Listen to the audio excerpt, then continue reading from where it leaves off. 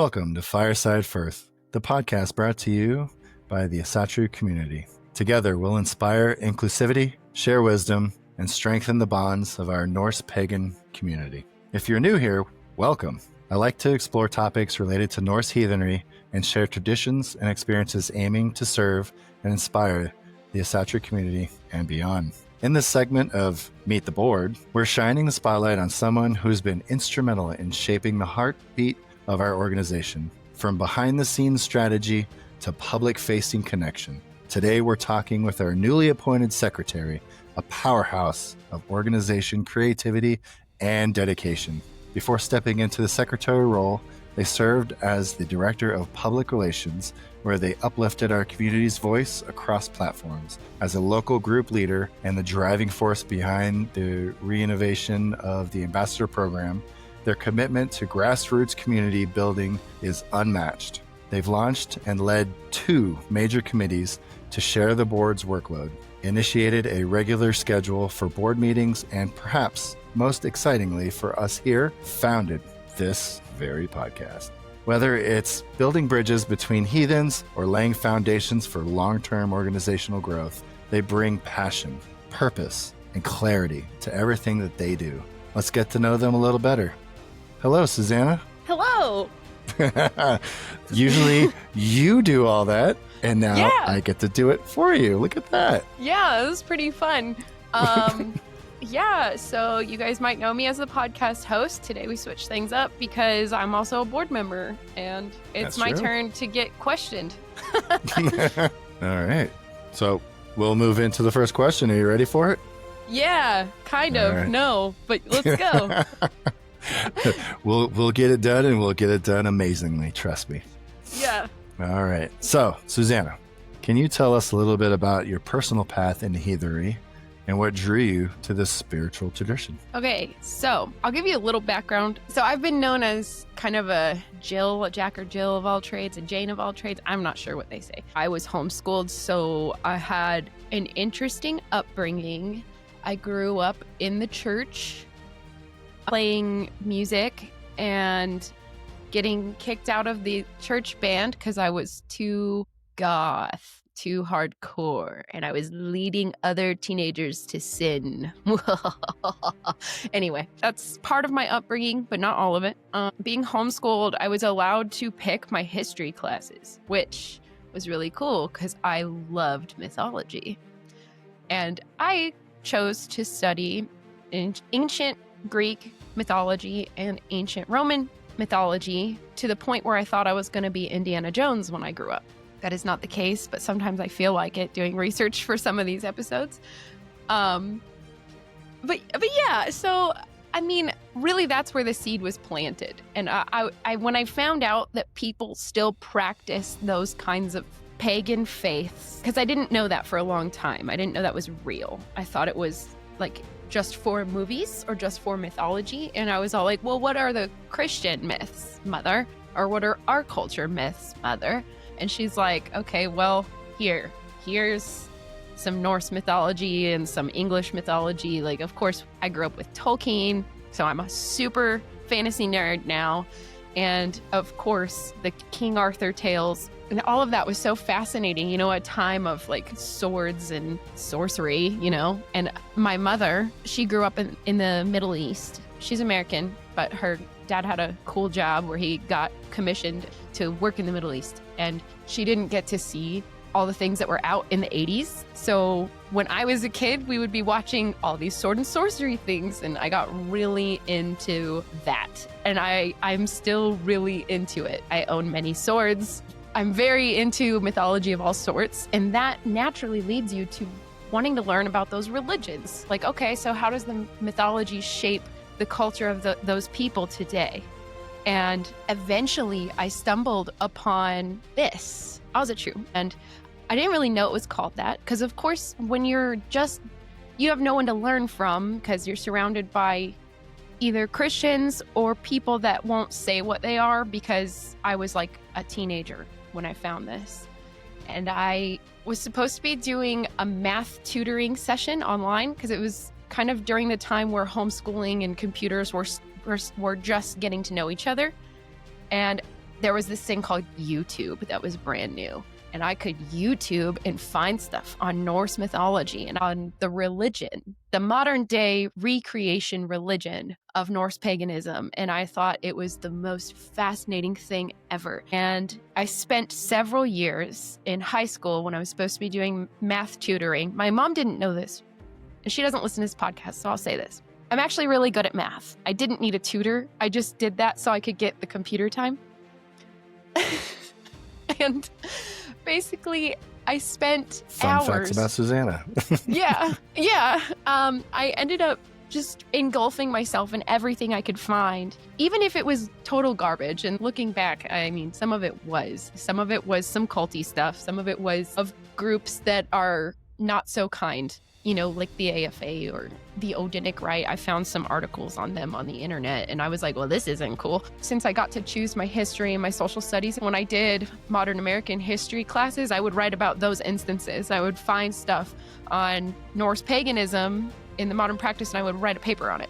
So the knowledge I have about how it began in America is a lot, because I forced it into my homeschool curriculum. That's kind of what led me to the faith. I didn't start practicing it until I was an adult, because I was so scared that my parents would completely disown me. And they did for a little bit in my 20s. But fast forward, now my mother and I can have great conversations about religion, hers and mine, even though they are different, but we focus more on the values that we share. And it's actually a beautiful thing, because I thought I was going to lose my relationship with my mother for a while because of our difference in faith.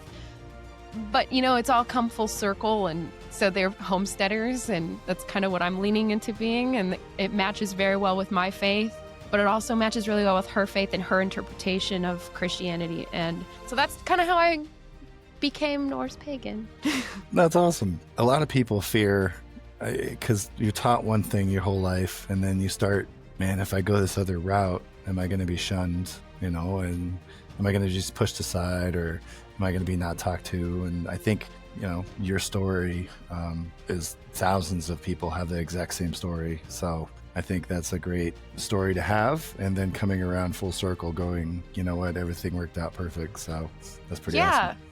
It did take, there were some years that were really strange with my parents. I love them very much, though. My dad is like the funniest person I know. And ever since he retired from the military, all he does is hunt and farm.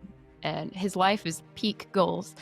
But my mother, it took a lot for her to be okay with me having this different faith. And part of it was she used to tell me, she was like, okay, so you're an ordained minister of what? But you're a woman. And I was like clutching my pearls, you know, like, Mom, that is very sexist. Like, how can you believe that? Because you wear the pants in the relationship you have. But anyway, and then it came down to it like a year and a half after she said that. She was like, I need you to do a wedding for your brother because he got this girl pregnant, and in order for him to have parental rights, they need to be married, and I need you to do that. And I was like, oh, so it's okay that women are ministers now? Okay. Yeah, it's good now. We're good. Yeah. Now that you need something, we're good now. Yeah, so there was a little animosity around that for a little while, but like I said, it took a lot for us to be okay, and like now we're good. Now we're good. The only thing we don't talk about now is politics, and I like to keep it that way. Yeah, I would agree with that. And I'm very lucky because I know some people do get so shunned from their family, their birth family, about having this path or any kind of pagan path. And sometimes they get so shunned that they have to go out and find a new family. And that's really unfortunate. And that's why we have TAC, you know? Yeah. Welcome to the fam. Inclusive. We bring everybody in.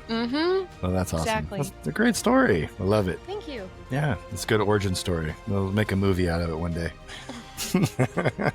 Maybe. If I do something really cool, then they'll want to make a movie out of me. I'm sorry, question one was so long. Are you kidding me? I think mine was longer, so. That's probably true. Yep. So I think you're right on par with how the questions probably should be. I went a little long on mine, but that's fine. Oh, whoops. But now that we have your origin story, now we're going into the next question here. It should tie everything in right now. Has your faith shaped how you approach leadership and community work? Absolutely. Think since fully accepting and fully embracing this religion. No, get off of that. I have cats. Yes, you do. Do you still have the motor pool cat? Yes, she is. My husband loves her, and now she has a Norse name, and she's part of the family. For those of you who don't know, I do art. So this is the second time I have made this. My cats put their paw prints in paint all over the last one, and he was just sitting on it, and I don't want him to wrinkle it because it's an award for my friend. It's supposed to look like a ancient, like a medieval scroll. Mm-hmm. You know, it'd be kind of cool though, is to take that paw print one and frame it, and then be like, oh, "This was Kitty's prints." Yeah, yeah. Because you know how cats are. They see something and they want to sit on it, and that was just like a piece of art, and they wanted to sit on it. Okay, how has my faith shaped how you approach leadership and community work? Okay, so of course, as you know, in my origin story, I found this faith when I was very young, and I had no guidance. I just had some stuff that looked like it made sense, and I just went with it. I didn't start doing my own home rituals or rituals with myself until several years later. I think I was like 23, 24. So I had been in the faith for years, but I didn't know what to do. I say I became Norse pagan when I was like in high school because I started believing it, right? But I didn't start practicing it other than the lifestyle part of it until my early to mid 20s because I couldn't find anyone to teach me things. And as I've looked for a teacher, I have become the teacher. So my second time becoming Norse pagan, like I never left it. I just started practicing it. After that, that was a game changer. Once I started communing with these deities and the land spirits and my ancestors in that way, things started clicking magically. Just everything was clicking. And beforehand, I've always been bright, not like the most common sense, but when it came to jobs, places I worked, I always became a manager because I was a yes man. I was a go-getter. I was like, how do we get this done? I'm Goth Barbie. Let's do the thing, you know? Goth Barbie. All right. Yeah.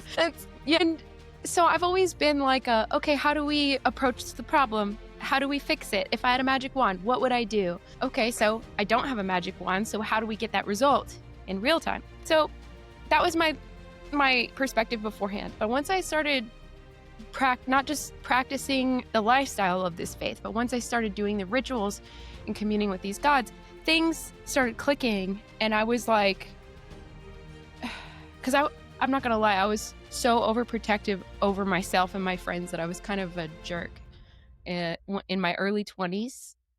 And as I grew older and as I developed this relationship with the gods, like nobody's perfect, you know? Nobody under me, if I'm a leader, is going to know the right thing 100% of the time. And neither am I as a leader. So I've noticed that even recently, I've dealt with things a lot different than before because I've realized you can't be mad at people for things that they didn't know if you didn't tell them. Like ritual expectations. You can't be mad at people for making a mistake if they didn't know the ground rules of that ritual space. And also, I let go a lot more because just like I'm on my own path, other people are on their own path. And I really believe in like selfless service as a leader and building other people up. And in order to do that, you kind of have to get down and sit with them.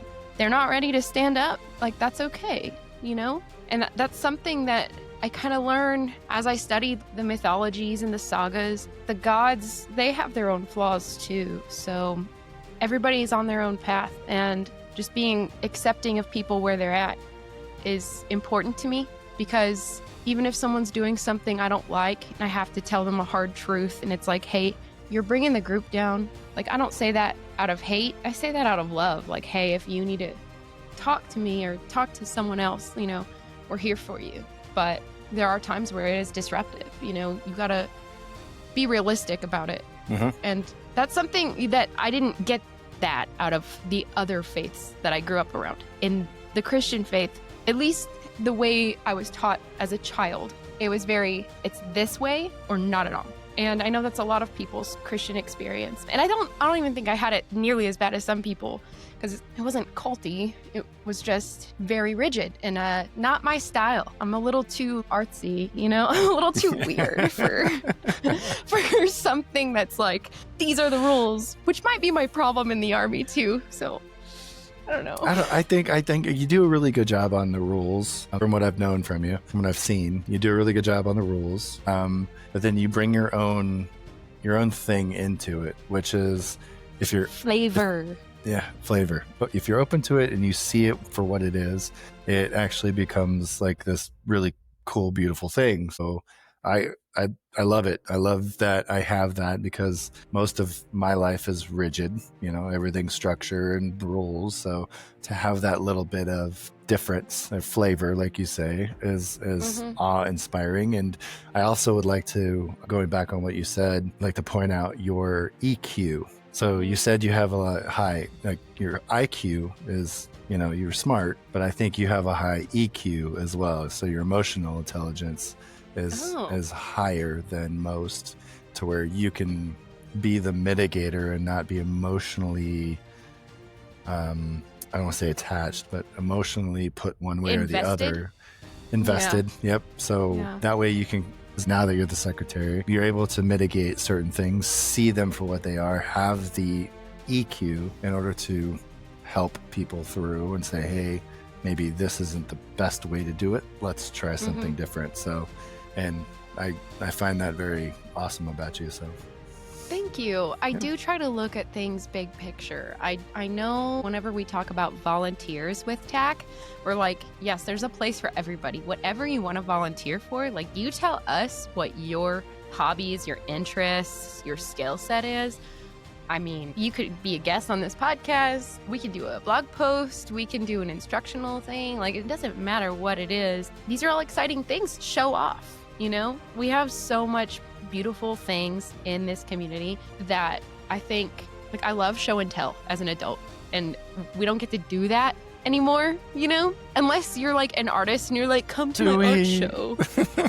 But no, I'm like, no, show off. Tell me something you're excited about, because seeing that passion come alive, that's what makes me excited to live life and to be a leader, because I want to see everyone who wants to show off. Anyways, not everyone's like that. My husband is a very background kind of person. Like, just in my local group, I'm like, if you made something, show it up. I want to see you be excited and tell me about something that you're passionate about. Seeing that light in people, and when I light up, it's helping people. No, I'm with you. So, yeah. I do the same thing, which much appreciated. I think we're right around the same, wanting to make better of not only TAC, but the people within TAC. I think that's phenomenal. So thank you for doing that. Of course. Thank you. Yeah, it's like you just said, the people of TAC, it's not about the organization. It's about the community inside. I agree. I know we, as a board, we have talked a couple times here and there on your old job was, what was it called? Oh, public relations. Public relations. So you were, which we're phenomenal at. So you brought like all of this, like literally none of this was anything until you came on. So your public relations came in, and then boom, now you're into the secretary job, which rolls me right into my next question for you. So you recently stepped into the secretary role after serving as director of public relations. What has that transition been like for you? Honestly? Yep. Nothing has changed. I figured. I was doing secretary work beforehand. So if you guys are interested in how a nonprofit works, or how meetings are run. Basically, the president, the vice president, or the secretary will run the meetings. The secretary is responsible for taking the meeting notes that are public to the charter members. In our group, it's specifically the charter members.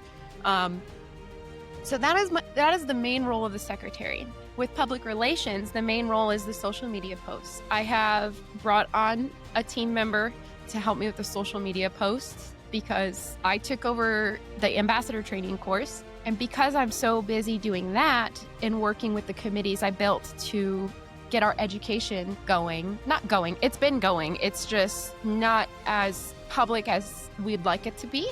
it's not where we want it to be, but somebody's got to do the work.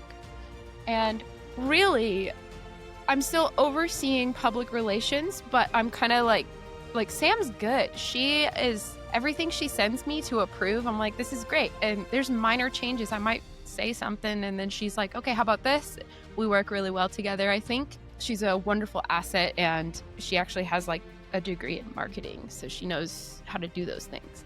Whereas me, I'm just kind of like, I was playing it by ear. I was like, I can't get people to engage and it's hurting my feelings. And you know, and then I made the chats. I made the chats in TAC. So now we have like the, let me look at it, because we just got done talking about your EQ and you're talking about hurt feelings. I know. Well, it's not like they were really hurt. I was just like, man, what do the people want? Yep. I can't get them to talk to me. But then we issued out the survey. We've got more and more people learning about it since the chats opened up. So along with, I know you mentioned before that I developed 2 different committees. I've also opened up the chats. There's the Welcome to the Asatru Community, Membership Help, Volunteer Information, Education Committee, which is kind of a mess. I'm working on it. And podcast topic suggestions. Ever since we've opened up those chats, it's like ping, ping, ping nonstop. Good. And I'm just, good. It's great. And I'm like, okay, so I'm going to have to build a bigger team to help me moderate this. And yeah, it's really cool seeing this come together. And that's all your hard work right there. So that's pretty awesome. Yeah. Yeah. And none of this was anything until Suzannah came in and made it a thing. So honestly, I think it would have happened eventually. I think what it is I did have previous nonprofit experience. Not a whole lot, but enough to say, hey, when's our next board meeting? And I don't think before me, you guys weren't having regular ones, but it's not your fault. Every single person who was on the board at the time when I became a board member, I think what it was, it's like, hey, this is your lane, stay in it.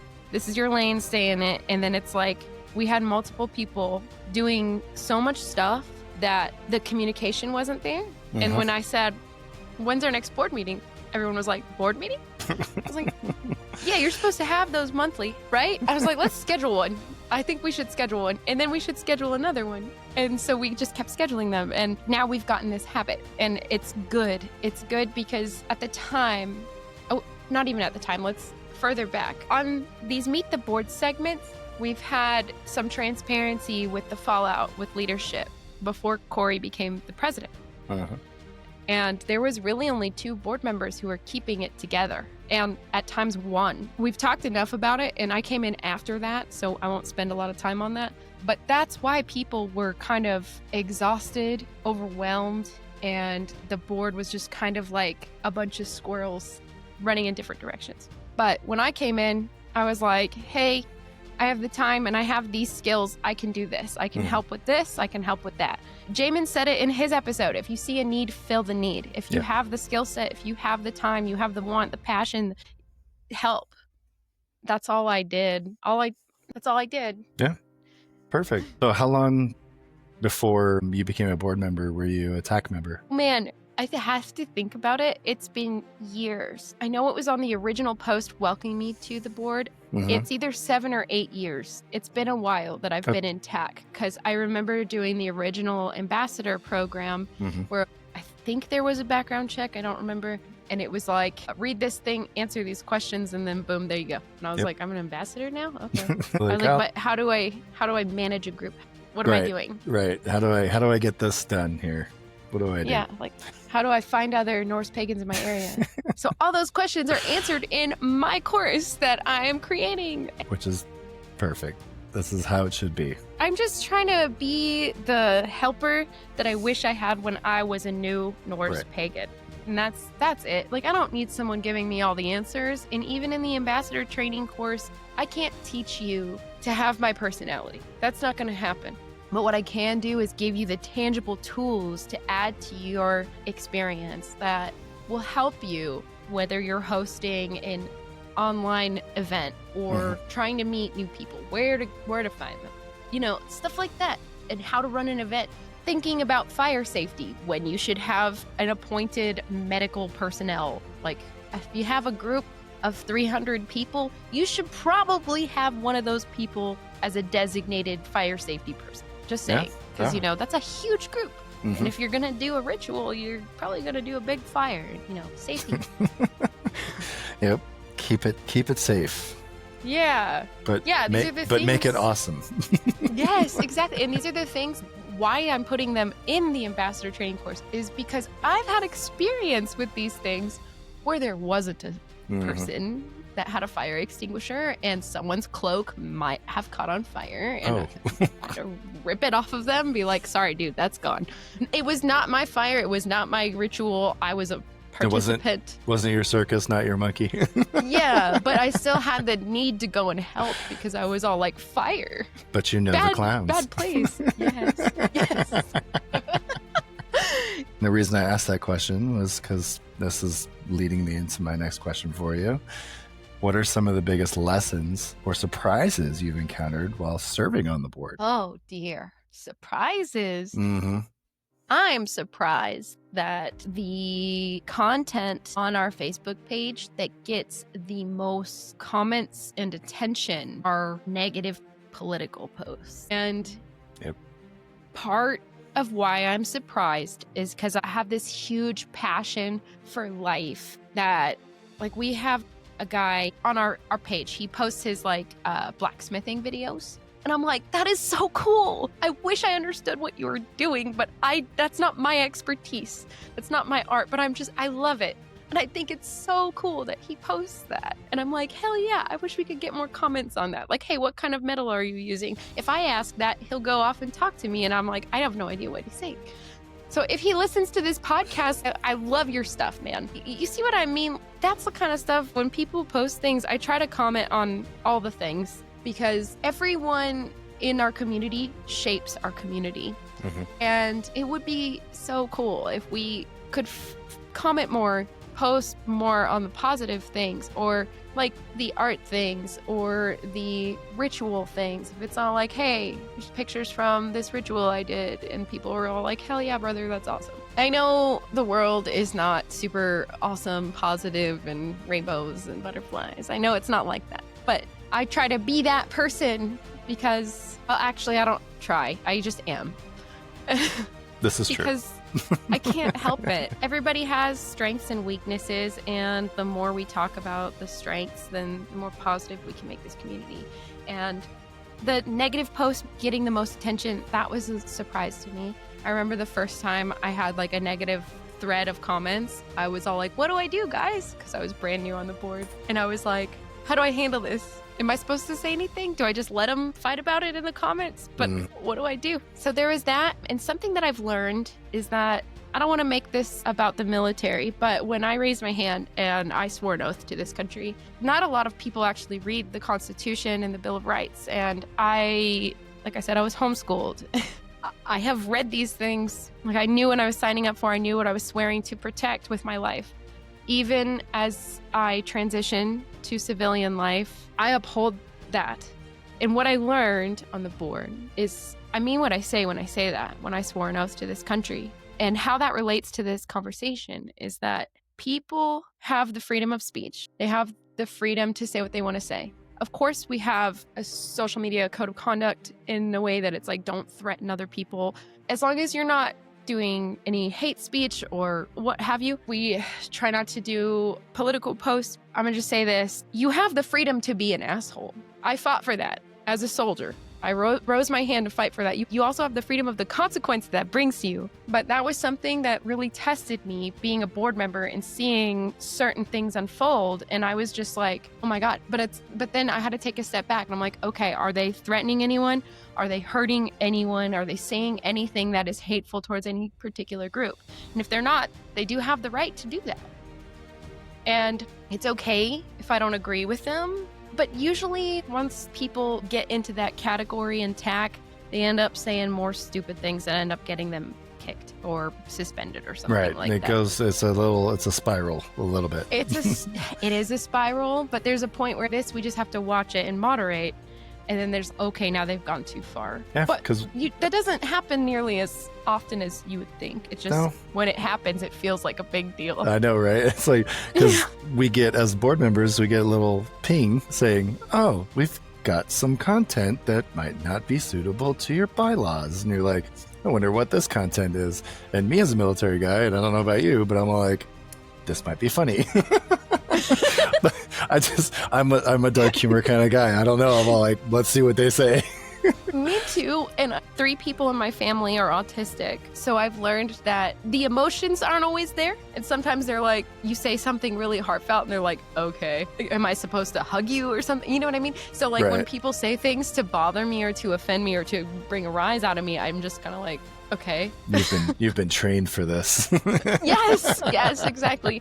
It's an interesting balance of the social media moderating. It's not my favorite thing, but we have to do it as board members. And I'm not always the best at it because I'm like, why can't we all get along? But so I'm like, I hear what you're saying, man. I see your opinion. And I can't say this. I can't say, if you take it any farther, we might have to suspend you. Right.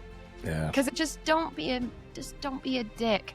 There, I said it. There, I said it. I finally said it. This is what I've been wanting to say. I was trying not to say it. I was trying not to be super perverse, but oh well, we're already here. We're here. This is where it's at now. Yeah. You've done amazing work, and as you create new things, especially like you create these new posts, and these posts might have some comments that, like you said, may or may not, so you never know, right? So you want to create this content that brings people together, but also helps them kind of communicate with each other. At the same time, you're hoping that communication is on a better note, not such a slamming each other. Exactly. Yeah. Right. Yeah. So in the spirit of creating is what I feel like you do. You create a lot for TAC. You're currently revitalizing the ambassador program. So yes. Can you tell us why this is your initiative and why it's so important to you? So when I joined TAC and I became an ambassador, I was in a group chat with other ambassadors. Could I tell you any of their names? Absolutely not. Because I didn't talk to a lot of them because I figured, oh, well, they probably know so much more than me. Like I said, when I first started doing my own rituals, I had been researching this religion for years. And I just kept feeling like I need someone to teach me something. All I've read is books. I need someone who's in the faith to show me the ropes. I've never done a ritual except by myself with my dog, which was really cool. He was a northern bred dog. He's a husky. I don't have him anymore, but he was a husky 100% of the time, except during ritual. And then he would sit and be a good boy. And it was so cool. So cool. Was that your familiar at the time?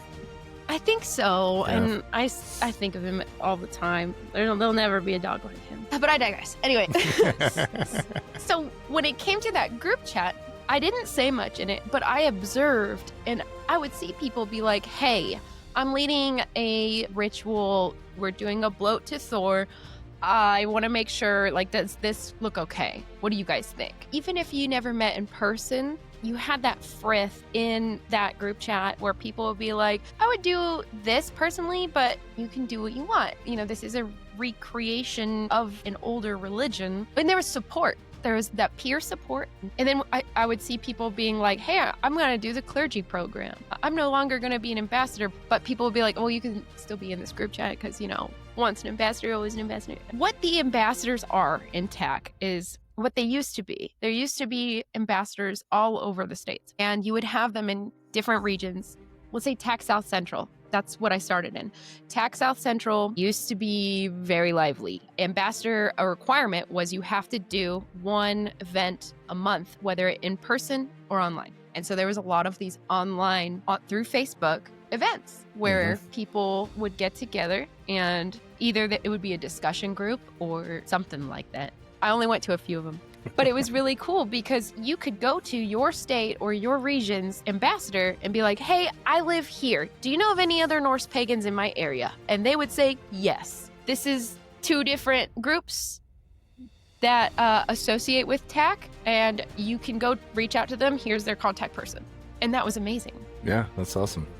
They were like a human directory, which we're slowly going to build that up and have a directory online for our charter members only. So if you're not a charter member, do it, because there's all these free access things. And the only reason why we don't want to have that directory public is because of privacy and the health of that group.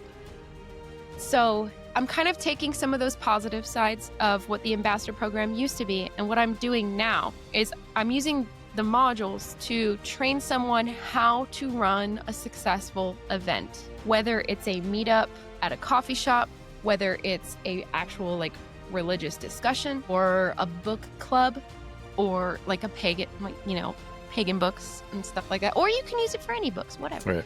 I want people to have the tools that they need and to feel confident in running an event, whether it's online or in person, even a crafting day, I don't want to dox him, but we had our clergy chat yesterday, and our director of religious affairs was all like, hey, I've never run an online discussion. I was like, oh, let me just send you module 2 of the ambassador training course. Let me know if you have any questions. And he was like, this is awesome. Thank you.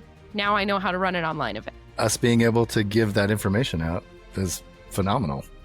Exactly. And I just want people to have those tools, because a lot of times people have the passion, they have the want, but what they don't have is the know-how. And it's like, okay, so what do I do if people get off topic? Like, how do I rein them in? Like, I got things for that. I got resources for that. And I can help people from my own experience. And so that's why I'm so passionate about it. Like I said before, I just want to be the auntie that I didn't have, that when I was a new pagan, I wish I had someone who would empower me, encourage me, and not necessarily give me all the answers, but to tell me that, hey, it's okay if you got to make it up, because that's pagan religion. Some of it is based off of your relationship with the gods. There is no pastor telling us this is the way you have to do things. There's no drill sergeant saying this is the way you have to do things.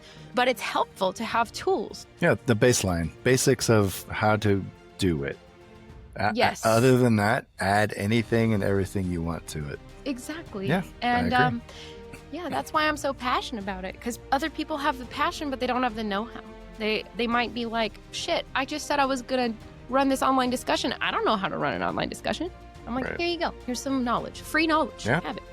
With this new ambassador program, what can members expect? Are there any new goals, features you're particularly excited about right now? Yes. Okay, so one of my favorite things that I'm excited about, that is not the best thing in the world, but it is very important. So the first half so far of my syllabus is going to be all about setting up events, whether they're online, in person, a booth if you wanted to have a booth at a Ren fair or a Viking Fest or anything, or a mystical fair, whatever, mystical market, that's what they're called. How to do that. What kind of people you want in place there. Because you don't want to have someone who's an introvert sitting at the booth being like, hi, yeah, we're Norse pagans. You can come to our rituals. Here's a flyer. Hello, did you like it? You don't want it? Okay, never mind. Yeah, you want people who are, I outline the type of people you want there. And it's not that those people don't have a role. It's just if you're doing something as extroverted as having a booth, you need to have that extrovert there. Yes. So you learn all of those things. And a thing that's cool is that, especially when it comes to running a discussion group or an online event, I offer things like how to do an intro, how to build your own intro. Not a script, but like a general, this is what we're going to talk about here, here, and here, an outline. All of those are in the course, and they're all just free because I care about you all. But the thing that I'm most excited about is the second part, where you learn about problem solving when negative situations arise, because that is something that I haven't had a lot of experience in. So I'm actually getting help from other people to write those parts of the course. I've been very blessed and very lucky that I have had very minimal amounts of drama in groups and very minimal amounts of problems. However, I want our ambassadors to be equipped with the knowledge of what to do in a problematic situation. Right. Because unfortunately, sexual harassment happens. So there's a section on that, like how to recognize it, how to pull someone aside, how to address it in a way that is productive and keeps your members safe and comfortable. I know that sounds bad, that this is my favorite part, but it's my favorite part because it's a tool that not enough people have. Not just that, but addressing kind of equal opportunity things. Some of this comes from my military training, and some of it comes from the bigger the group you have, the more likely that there is going to be problems. Because if you have 10 people and one problem, then you have 20 people, you have 2 problems. But here's the thing, problems spread. So you have to address it head on. And I'm really passionate about helping people learn how to handle those things, whether it's sexual harassment, equal opportunity, or something minuscule, like someone just talking too much when you're trying to lead a class or discussion and they're sitting there talking me the whole time. Some of those skills I learned from you. Thank you, David. Well, I was just about to say, it's like when I became an ambassador and I was very nervous, I don't know what to do. I have no idea what I'm doing here. It's more of a self thing. I know how to do my own thing by myself. And then now I have to do it in front of people. I feel almost embarrassed a little to show them that side or that part of me. And it wasn't until that I started which was funny because my path on teaching like positive psychology, resilience, like all that stuff to the military, it wasn't until I started doing that where I started, because I'm very introverted, I started coming out of my shell a little bit more, and I was able to talk to people, be better at what I do and how I do it, which I brought right into my rituals, which was great. But the biggest thing is, and this is what I keep telling people, you have to keep going out there and keep doing it. Like, do the rituals. If you're uncomfortable with it, completely understandable. Do the rituals, be uncomfortable. And as you learn, because we learn from the things that are adverse to us. So if a sexual harassment thing happens, I now learn from that. I don't learn if everything goes perfect. I don't learn anything from them. Like, it went according to my notes, so good to go. Let's hope it does that every time. But when the negative starts, or the talkers start happening, or you get issues, that's where. So the more, if you're going to be an ambassador, if you're going to be out there in front of people, try to go out and do that more often. It doesn't have to be a ritual. It can be anything. Just go out and talk to people. Volunteer for something and do that, and just be better. Like, it's a whole training portion of it. Like, get out there and do it, and then you'll be better at doing the rituals and whatnot. So your things that you're putting together, your SOP or whatever you want to call it, is amazing. It's got all of the amazingness that you can possibly think or want in everything that you need to know. It's those times where, well, I read that, but now it's actually happening. How do you handle it? So that's where the learning portion happens there. Yes. And in the course, I encourage people to have a binder or at least a Google Drive where they save everything that I give them. That way, if something happens, if someone in your group says, hey, I've been sexually harassed, you can go to your Google Drive and just search, or you can go to your binder and just flip to that page. And something I encourage people to do in this course, and I say I encourage, it's not live yet. I'm working on it with one of the committees I created, and they're kind of vetting it and making sure my format's correct and making sure the flow of the class goes well. But the thing I'm doing is I'm encouraging people to keep,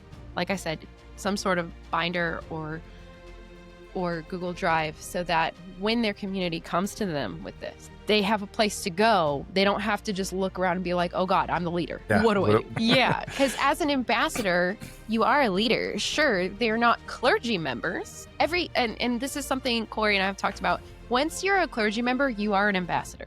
Hands down. You are a religious leader at that point.